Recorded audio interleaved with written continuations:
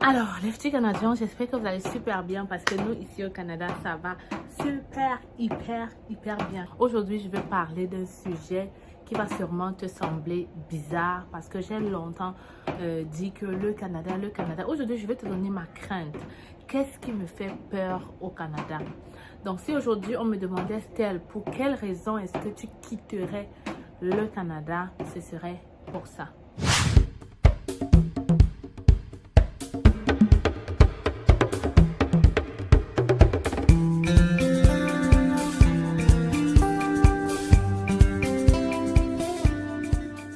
Alors, bienvenue sur la chaîne C'est Facile, la seule chaîne qui te permet de réaliser ton rêve canadien par toi-même. Ici, dans cette chaîne, on parle essentiellement de l'immigration au Canada. On arrive à démystifier cette histoire d'immigration au Canada. On te permet d'immigrer par toi-même. Donc, à travers mes vidéos, il y a plusieurs personnes qui ont déjà immigré. Donc, c'est la première fois que tu me découvres. 3 choses à faire. Tu t'abonnes, tu partages les vidéos. Tu n'oublies pas de liker. En t'abonnant, tu ne rateras plus aucune nouvelle sur l'actualité au Canada. Recrutement international, peu importe ce qui se passe au Canada, tu seras au courant. Donc, pour tous ceux qui veulent un entretien personnel avec moi, vous pouvez toujours me contacter par mail hello@cfacile.com.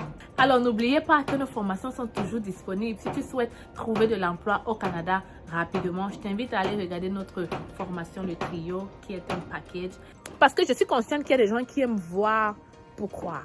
Je vais donc laisser quelques images ici de nos clients qui ont pris ce package et qui ont réussi à trouver de l'emploi, ou alors ceux qui ont pris ce cours, qui sont encore en train de suivre et qu'est-ce qu'ils pensent de nos cours, qui te montrent définitivement où trouver, que faire, comment y arriver rapidement par toi-même. Donc, je vais répondre à cette question-là.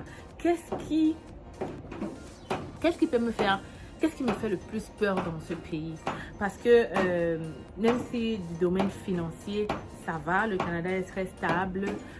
Du côté de l'emploi, ça va, il y a beaucoup d'emplois au Canada. Du côté de la famine, on n'a pas faim. Je ne sais pas, en fait, tout est réuni pour que tu te sentes bien en tant qu'humain au Canada. Sincèrement, le Canada, c'est un très bon pays pour y vivre, que ce soit avec la famille ou célibataire ou avec les enfants. Bref, que tu sois un investisseur, que tu sois une personne qui veut travailler, le Canada va te donner tout ce dont tu as besoin pour réussir sur tous ces plans-là. Mais alors, il y a quelque chose qui me dérange toujours. Il y a quelque chose qui me fait peur au Canada. C'est cette chose-là qui pourrait me faire quitter le Canada dans pas très long ou peut-être même dans un lointain. Donc, quand je pense à ça, ça me titille un peu. Je disais que pour ceux qui sont au Canada, vous allez me dire qu'est-ce que vous pensez. Est-ce que je suis complètement en train de délirer ou alors je suis trop superstitieuse? Pour ceux qui sont en Europe, en fait, pour tous ceux qui ont immigré, en fait, qui ont quitté le pays, ont un peu cette même crainte que moi. Surtout si tu es en Europe, Amérique et tout ça, ça fait peur. Et la chose qui me fait le plus peur, ce sont mes enfants. Vous allez trouver ça sûrement bizarre, mais l'éducation des enfants ici au Canada, en Amérique, en Europe, c'est difficile, ok? En fait, tu ne te rends pas compte jusqu'au moment où tu as un enfant. Je ne dis pas que tous les parents qui ont immigré au Canada, leurs enfants se sont égarés ou se sont perdus, mais de ce que je connais et de ce que j'ai entendu dire quand je discute avec les gens qui sont nés ici, qui ont grandi ici, qui sont allés à l'école primaire, maternelle ici, il y a beaucoup de problèmes. Donc, eux, ils me disent que les enfants avec lesquels ils ont grandi, ceux qui ont grandi, nés ici, ok?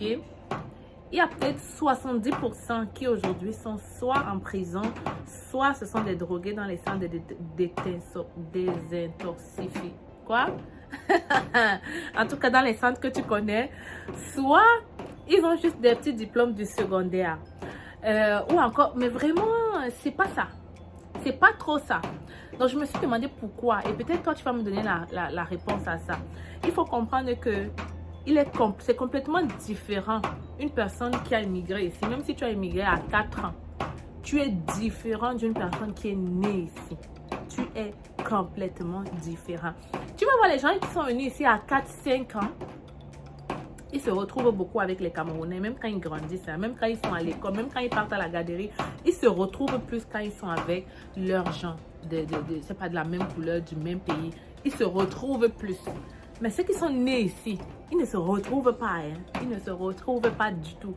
Ok, ils ne se retrouvent pas du tout avec les gens, avec les gens de leur pays. Ils vont se considérer canadiens. Et du coup, ils vont plus aller vers leur sens, plus aller vers leur culture, plus aller vers leur valeur à eux du Canada, plus aller vers leur système complètement. Et du coup, ils vont plus écouter là-bas. Du coup, et par la même occasion, ils ne vont pas comprendre quand toi, tu essaies de leur expliquer que bon, ici au Canada, oui, c'est ça, mais écoute, il y a un peu ça et ça et ça qui ne fonctionne pas, que tu devrais faire comme ci, comme ça. Ils ne comprennent pas du tout. Quand tu vas les expliquer, ils ne vont pas comprendre. Alors, qu'est-ce que toi tu penses sincèrement? Pourquoi est-ce que ça arrive? Il y a d'autres qui me disent que c'est sûrement parce qu'on n'amène pas beaucoup les enfants au pays. Et c'est aussi vrai, je décris beaucoup cela parce qu'il y a des enfants qui sont nés ici. Ils ont déjà 18 ans, ils n'ont jamais mis les pieds au Cameroun. Je ne comprends pas. Pour quelle raison? D'autres vont te dire que ils sont 5 enfants. Si maman et papa doivent voyager avec 5 enfants, pour eux, c'est un budget trop lourd. Donc, les parents ne peuvent pas se le permettre. Du coup, ils ont 18 ans, ils ne connaissent pas le pays. Ils ne connaissent pas le pays, ils ne connaissent pas leur culture, ils ne connaissent rien. Peut-être qu'ils ne connaissent même pas grand-père, grand-mère, ou peut-être si oui, juste un peu, ils ne connaissent pas leur culture. Ils ne connaissent pas tonton, ils ne connaissent pas tata. Ils vivent comme des Canadiens, c'est-à-dire eux, leur blonde et leur mère, leur père, leur frère. C'est tout ce qu'ils connaissent. Alors, moi, je reviens à ma question, c'est que c'est ça qui me fait le plus peur.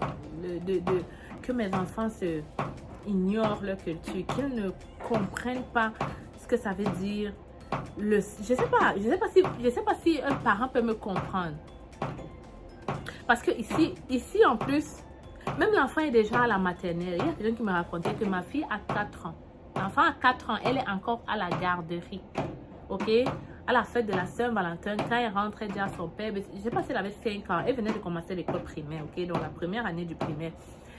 Et elle a déjà son chum. Fait que le 15 février, elle est rentrée de l'école avec des chocolats. Qui t'a donné? C'est mon chum. Pour ceux qui ne connaissent pas, veut dire chum, c'est mon gars. Hein? L'enfant est au primaire. Elle a un gars. Et ce gars, toute la garderie connaît que voilà, c'est le gars de la petite. Si bien que les parents ont acheté, parce que ce n'est pas l'enfant de 5 ans qui est parti acheter les chocolats pour venir donner. C'est sûrement les parents de cet enfant qui ont acheté les chocolats pour qu'il vienne donner à sa blonde. C'est juste pour te montrer le niveau d'éducation qu'on a ici.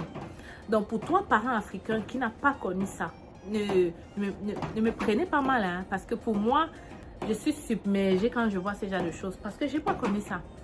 J'ai pas connu ça, pour moi c'est très nouveau et je m'imagine en train d'expliquer à mon enfant de 5 ans comment non, il ne faut peut-être pas pour le moment parler de chum et de blonde. Et quand il va grandir, tu vas lui dire ça, il ne va pas te comprendre. Il ne va pas te comprendre parce que tout le monde à l'école, à la garderie aura une blonde ou un chum. Donc comment est-ce que tu vas l'expliquer que toi non, tu n'as pas le droit d'avoir? Imagine. Comment tu vas expliquer à ton enfant que toi, tu n'as pas le droit d'avoir? Il va te prendre pour un fou. Et du coup, ça va se suivre comme ça. Et ça, c'est même un petit problème parce que à l'école primaire, c'est autre chose. Mais quand il part au secondaire, c'est l'endroit où il y a le plus de choses bizarres. L'intimidation, les enfants prennent du n'importe quoi. Surtout dans les écoles publiques ici. Tu as peur. Tu as vraiment peur de perdre ton enfant comme ça du jour au lendemain. Parce que, à un moment donné, tu n'arrives pas... Je vais vous expliquer quelque chose. Un jour, je parlais avec qui, je ne sais pas c'était qui. Bon, la personne prenait le dé là que vous connaissez. Je ne sais pas si on a... Il y a un truc ici qu'on vend au Canada, c'est légal. C'est-à-dire qu'on achète ça à la boutique. Je ne connais même pas la différence entre ces trucs. Mais je sais qu'il y a quelque chose qu'on vend à la boutique.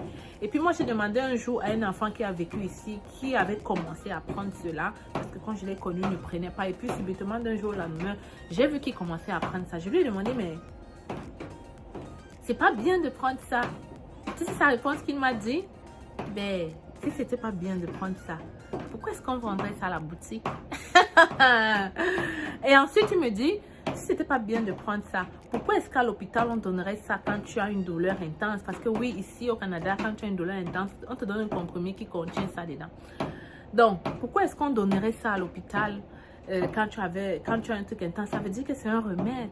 Donc, ce n'est pas si nocif pour la santé. Alors là, qu'est-ce que tu vas dire à l'enfant? Tu essaies tant bien que mal de l'expliquer que voilà, oui, c'est pas parce qu'on vend que c'est bien, c'est pas parce qu'on fait ceci que c'est bien pour ton organisme, regarde ici, regarde ça. Mais c'est compliqué, c'est compliqué. Et c'est donc une des raisons, et c'est la seule chose qui peut me faire quitter le Canada, c'est que quand je vois en plus les garçons, éduquer un garçon versus éduquer une fille, it's not the same.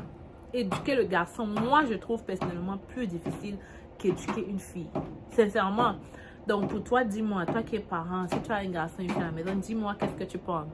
Donc, si c'est la raison pour laquelle quand je me place au Canada et je visualise mes 10 ans au Canada, je réfléchis beaucoup si est-ce que je vais m'en sortir. Moi, je suis rendue au point où j'ai l'impression que si mon fils fait un peu tac-tac, je porte mes bagages et je pars parce que je ne serais pas capable de voir mon enfant se perdre. Alors que je suis consciente que s'il était dans un autre environnement complètement différent, ça aurait été différent. Tu comprends un peu ce que je veux dire? Donc, est-ce que je devrais penser plus à faire ça ou alors peut-être commencer déjà à l'amener au pays tout le temps, montrer des choses? Est-ce que ça suffirait? On va le savoir dans quelques années. Pour le moment, c'est ce dont je voulais discuter avec toi. J'attends vos commentaires ici en bas. Toi qui es parent au Canada, qu'est-ce que tu penses? Est-ce que j'ai délire? Est-ce que je suis complètement folle? En fait, tu ne peux pas savoir l'envergure de la chose tant que ton enfant n'a pas atteint un certain âge. Je pense. Quand il est bébé, là, il est parfait. À un certain âge, c'est complètement différent. D'abord, le langage de l'enfant, ici, quand il... Je préfère m'arrêter là. Donc, dites-moi en commentaire qu'est-ce que vous pensez. Dites-moi en commentaire qu'est-ce que vous pensez. Ça me ferait un plaisir de débattre avec vous là-dessus. Pour le moment, je m'arrête ici et j'espère te revoir dans une autre vidéo. Si tu as apprécié celle-ci, n'oublie pas de liker et surtout partager au maximum pour qu'on puisse avoir des avis de tout un chacun. Vous avez le rêve canadien. Vous souhaitez réaliser ce rêve sans dépenser une somme exorbitante et passer par des personnes expérimentées vivant au Canada. Vous êtes étudiant ou travailleur? Le Canada est à portée de main avec nos différentes formations. Étudiants, découvrez dans notre formation la procédure de demande du visa étudiant de A à Z avec nos modules de choix de filière, la liste de bourses disponibles pour le Canada, la procédure pour effectuer une demande d'admission et bien d'autres encore. Avec cette formation, vous bénéficierez d'un suivi personnalisé avec des réunions mensuelles et intégration à un groupe de suivi privé gratuitement. Pour vous, travailleurs, optimisez votre profil et candidature grâce à nos formations et prestations sur le CV type canadien et votre lettre de motivation. Mais aussi notre formation coaching en vue de préparer votre entrevue avec une entreprise canadienne. Vous vous demandez quelle formation choisir? Nous vous proposons notre service d'orientation et d'évaluation de profil qui vous permettra de savoir quel est le meilleur choix en fonction de vos qualifications. Pour aller plus vite, nous vous recommandons la formation qui représente les sites de recrutement dédiés à l'international. Rendez-vous sur notre site internet et sur nos plateformes sociales pour en savoir plus. Vous aurez l'occasion de voir de multiples personnes qui ont réussi à obtenir leur visa en seulement 3 mois. Je m'appelle Sonia et je suis venue au Canada en tant qu'étudiante au mois de septembre grâce à C'est Facile. J'ai eu mon visa rien qu'en 2 mois et pour moi c'est toujours... Avec C'est Facile.